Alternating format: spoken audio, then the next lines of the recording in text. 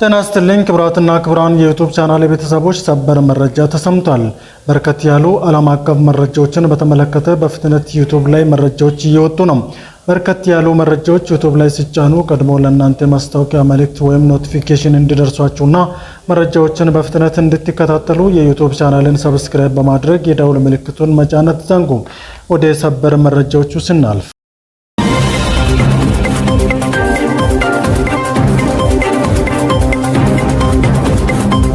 ኢራን ለእስራኤል ሰልላቸዋል በሚል ክስ ተጨማሪ 3 እስረኞችን በሞት ቀጣች። ከ700 በላይ ሰዎች በቁጥጥር ስር ማዋሏም ተገልጿል። ኢራን ከእስራኤል ጋር ባደረገችው የ12 ቀናት ጦርነት ወቅት ለእስራኤል ሰልለዋል በሚል ክስ የወነጀለቻቸውን ተጨማሪ 3 እስረኞችን በዛሬው ዕለት በሞት ቀጣለች። መንግስታዊው ኢራን የዜና ወኪል እንደዘገበው እስረኞቹ በስቅላት ቅጣት የተቀጡት በኢራን ምዕራብ አዘርባይጃን ግዛት ውስጥ በሚገኘው የኡርሚያ እስር ቤት ነው።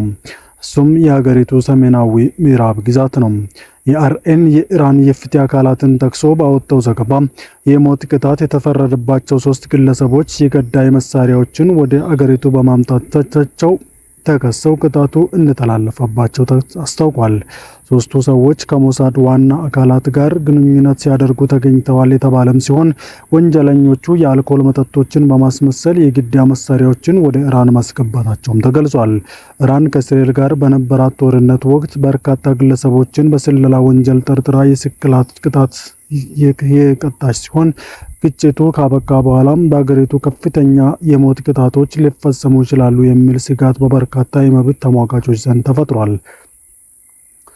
ኢራን የተገደሉት 3 ሰዎች አዛት ሾዳኢ፣ ኢድሪስ አሊ እና የኢራቅ ዜግነት ያለው ራሶል አህመድ ራሶል መሆናቸውን አስታውቃለች። የሰብአዊ መብት ተሟጋቹ ድርጅት አምነስቲ ኢንተርናሽናል ከዚህ ቀደም ሰዎቹ ሊገደሉ ይችላል የሚል ስጋት ገልጾ እንደነበረም አሶሺየትድ ፕሬስ በዘገባው አመላክቷል። በተጨማሪም ኢራን ባለፉት 12 ቀናት ከእስራኤል ጋር ግንኙነት አላቸው የተባሉ ከ700 በላይ ሰዎችን በቁጥጥር ስር ማዋሏን የመንግስት መገናኛ ብዙሃን ገልጿል።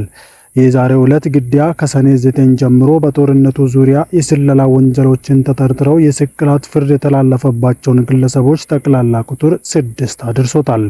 የኢራን መንግስት ማክሰኞ ዕለት ባወጣው መረጃ በጦርነቱ የሞቱ ዜጎች ቁጥር 606 መድረሱን ያስታወቀ ሲሆን 5332 ሰዎች ደግሞ መቁሰላቸውን ገልጿል።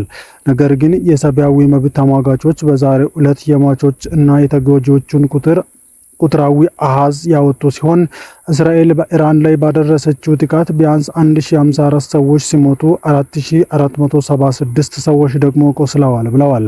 ተሟጋቾቹ በመረጃቸው በጦርነቱ በኢራን በኩል ከተገደሉት ሰዎች 417 ሲቪሎች እና 318 የጸጥታ ኃይሎች አባላትን መለየቱን ገልጿል።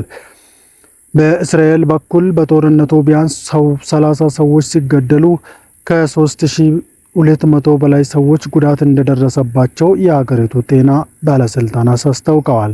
ኢራን እና እስራኤል ከ12 ቀናት አውዳሚ ጦርነት በኋላ ትናንት ማክሰኞ ማለዳ የተኩስ አቁም ስምምነት ተግባራዊ ማድረጋቸው የተገለጸ ሲሆን ነገር ግን ሁለቱም ወገኖች የተኩስ አቁሙን በመጣስ እርስ በርሳቸው በመካሰስ ላይ ይገኛሉም ተብሏል።